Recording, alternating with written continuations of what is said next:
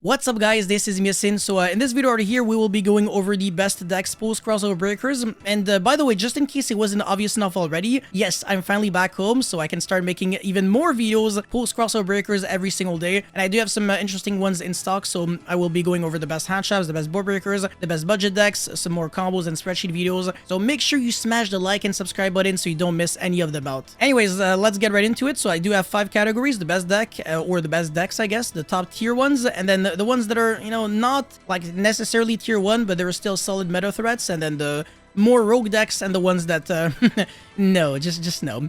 Anyways, tier elements, yeah, that's one of them actually. Labyrinth is a very good one. I don't really know if I should put it in like top tier or solid meta threat, because it doesn't actually have a good Malice matchup at all, and it does lose to, and it loses to like a lot of like just generic cards in general. It's not perfect. I think if people play Razul and Malice correctly, this deck should not be great, but I think at the very start of the format it's gonna be a good deck, just because people are gonna not necessarily know how to like tailor their decks to beat this. But I think this deck can even beat Razul going second with like 0 hand traps, just because you can turbo out like Dimensional Barrier on turn 0 with Arius, or you can just grind through the board. But Detonator is still very annoying because it can destroy any card face like on the field, not just face-up cards. So yeah, very inconvenient for the Labyrinth deck itself. This is Phantasmal Spiral. Yeah, okay, I actually think it's worse than Rogue, honestly, but it's still not like super garbage. You know what actually deserves to be here? I have so many decks that I'm trying to find like room somewhere. Anyway, Snake Eye, I actually think that this deck is a Rogue deck now. It really downgraded from, you know, being one of the best decks to just being not really good. The reason for that is because in a mid-range dominated format, there are so many hand traps running around that if you play a combo deck like Snake Eye that is already very bad going second when it doesn't draw hand traps, it's just gonna be even worse for you. And I think this deck has absolutely no edge against Razul. If you go second and you activate like Deception and then use its effect, you lose to like 1 Detonator pop, and then you still have like a lot more to go through. So yeah, this deck will always scoop every single time to like a single Detonator. It is absolutely pitiful. Inferno is garbage, obviously. Okay, Centurion is very interesting, so that's another relatively okay-ish deck, but I think it's strictly worse than Malice, just because the issue with Centurion is that even though you get to play a lot of hand traps, you don't play a lot of one-card starters, and you still kind of lose to like some hand traps. So it's sometimes just annoying to play this deck. You just don't have a you don't have a starter, and then by the time you get one, your opponent hand traps your one and only starter, and then you're basically back to square one. It's infuriating, and a lot of your hand traps may not necessarily be good against your opponent. Nibiru is really bad if you don't draw it in tandem with like Ogre, Ash, Imperm, Veiler, Dominus Purge, or there's 6 of them. There we go.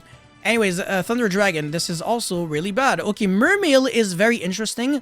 So that's another one that I think is not necessarily like a super great deck. I mean, it's not like anywhere here or something, but I still think it is so good that you still have to acknowledge it. It is very good at playing through hand traps. I think this is like the better version of the Snake Eye decks now, but it does lose really hard to Shifter, so that's another thing to consider. And it's also really bad into the Molchemies, unfortunately. Anyways, Flunderies doesn't have any edge. It is utter garbage, because even if you draw Shifter, it doesn't really do anything against like the true best decks, which, by the way, is like a really important variable when trying to figure out what are the best decks this format. If your deck loses to Shifter, then don't even try, because the best decks, they can pretty much all run Shifter, so you're really just handicapping yourself for no good reason if you're playing a deck that loses to Shifter. Okay, Sword Soul is not really good, but it's also not really bad. It's just gonna keep getting better, I think, once we get Supreme Darkness.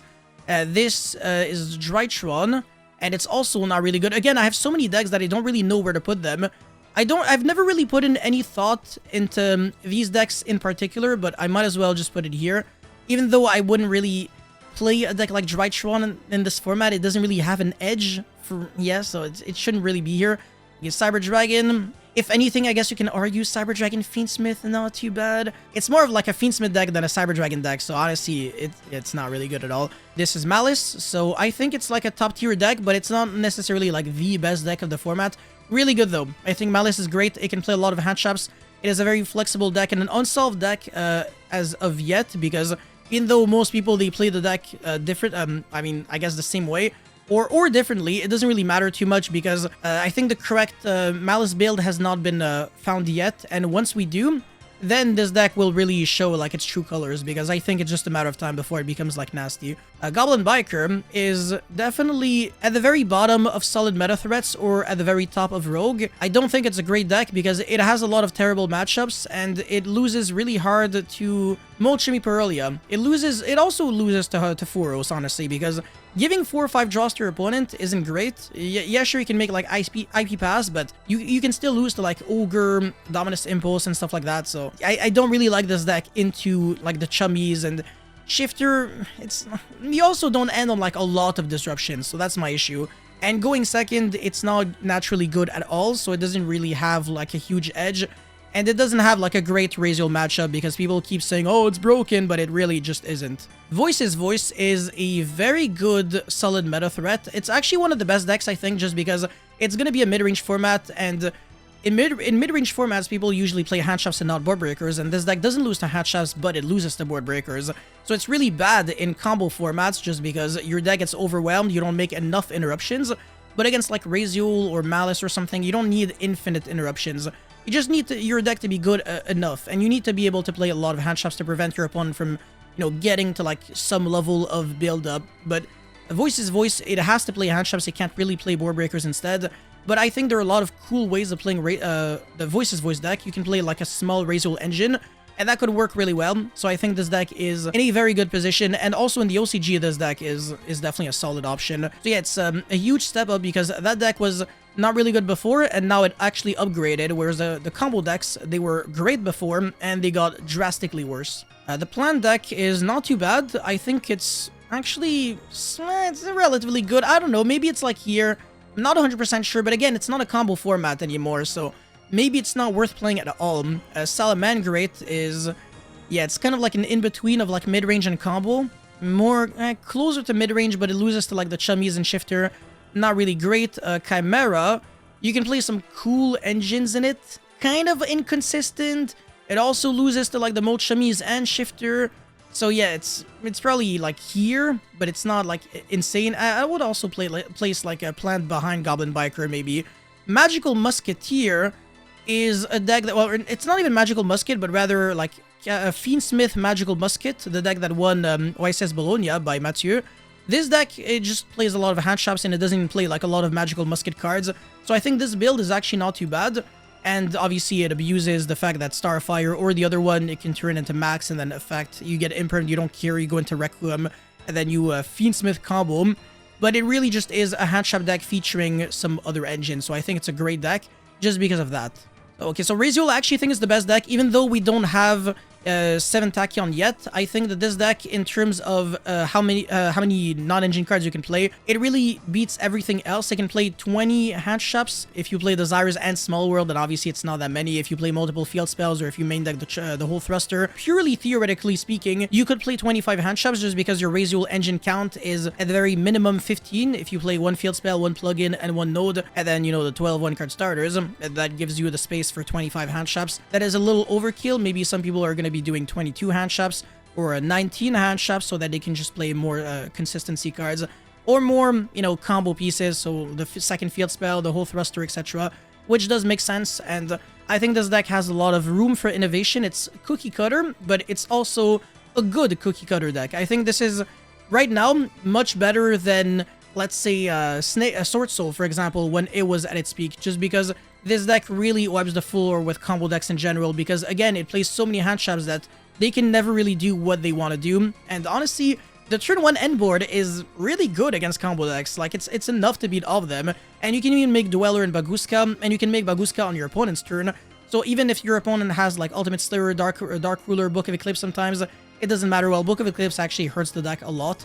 But whatever, you get the point. Razul is clearly the best deck of the format. It's absolutely remarkable, and it doesn't really scoop to anything in particular. Like, Dimensional Barrier is going to obviously, like, skip your turn, but it's not going to completely kill you, because you still have the same amount of advantage in your hand And if you hand trap your opponent to death, then your opponent is still under a pretty considerable disadvantage. Anyways, Unchained, this deck, it plays some hand traps, but it doesn't play any one-card combos, so I don't think it's great, even with the Fiendsmith engine. Dinosaur, yeah, this deck is not really good, unless we get 3 Misk. Fire King, very interesting one. I actually think this deck is not bad, because it does play a decent amount of hand traps. It is somewhat resilient, but it plays a lot of bricks, so I think that's what really pisses me off with Fire King. If it wasn't for the bricks, then it would have been much better, and I think you don't want to play too many like Snake Eye cards or like Azamina cards or anything.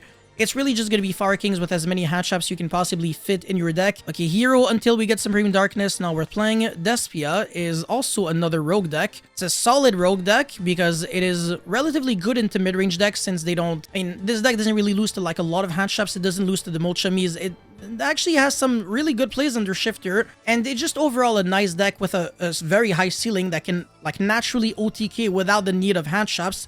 And instead of playing hand traps, you can main deck board breakers. So I think Despia is very malleable. If anything, I'd even be willing to upgrade it to this category, but I'm not 100% sure yet just because I'm not a good Despia player myself. But if someone has anything like positive to say about Despia, then feel free to let me know. But for now, I'll put Despia here. Ritual Beast, this deck plays Shifter, but that's about it. I think other than playing Shifter, it's not... I mean, it also plays Protoss, but it also has to like compete with way too many hand traps, way too many Molchamis. This is just no longer the format for Ritual Beast. Again, it was great in a format where everybody was playing combo decks that lose to Shifter and stuff like that, but now it just... Why are you still playing this deck? You're losing like the advantage that you had, so it really just doesn't make any sense. Okay, Vanquish Soul, sorry. I actually think, unlike before, it got a huge upgrade. I don't know where exactly I want to put it, but Vanquish Soul doesn't lose to hand traps at all, and if anything, it might be relatively good into a hand trap heavy format, just because if everybody plays like multiple hand traps and they draw multiple against you, it's not going to affect you. But then again, this deck has a very low ceiling, so I'm probably just going to put it like here or there. It's not garbage. I do think that this deck might be good one day. Well, actually very soon, maybe. Okay, Shark. Yeah, this is very simplistic. As long as you don't get hit by Dark Ruler, you're fine. It's an okay deck, honestly, but nothing too fantastic. Mimigul, another okay-ish deck, but it's just another rogue deck too. It doesn't really have like a particular big edge. Melodious is also interesting just because it's really good into hand trap formats, but it's really bad into board breaker formats. But obviously, we're going into a hand trap heavy format because of these decks right here. Battle Wasp, I don't really know anything about it other than the fact that it hard loses to like the Chummies. But the end board is obviously really good since you get to summon the monster that it's basically El Channel Wyndham. Orchist is Orchist, so in other words, it is very bad until we get the new Link 1 monster. Rescue Ace, I think, is like, if I had like a category that was like worse than Please Get Help, it would probably be there. Just because there is literally zero reason to waste your time playing Rescue Ace. This deck has, again, no edge. It plays a lot of bricks. It is terrible going second if you don't draw real cards. You also don't get to play a lot of non-engine cards in the deck. You have huge consistency issues. I think this deck is utter garbage in this format. White Forest Azamina, White Forest Runic, or I guess, or White Forest Azamina, doesn't really matter too much. I think it's an okay deck. It's nothing like super insane, but it's just gonna keep getting better and better, so I really do believe in it. I think it's a deck worth looking into. This is Fiendsmith Kashtira. I think it's a great deck into next format just because it plays so many hand traps. It's really sticky. It has a great recursion game. Honestly, I have a lot of positive things to say about it. Sky Striker, I don't think that this deck has the ceiling level it takes, but I don't think it's utter garbage either, so I'm probably just gonna put it here, which, by the way, is not bad. The rogue section doesn't mean garbage. It just means it just isn't worth playing competitively, but you can still make it work. It's just that you have a considerable disadvantage over like these decks right here. Generator, yeah, obviously really bad. Kashtira, okay, so this is a deck that doesn't lose to hand traps, which is a good thing. So I think it's probably going to be here, but the ceiling level is also very low. Memento is fantastic, but it also doesn't lose to hand traps. The issue is that it doesn't play a lot of hand traps either itself. Going second, it's naturally solid, but I don't think it's solid enough to beat like Razul, for example, going second. And it also loses super hard to Abyss Dweller, which Razul is extremely good at making. So I think it has considerable issues.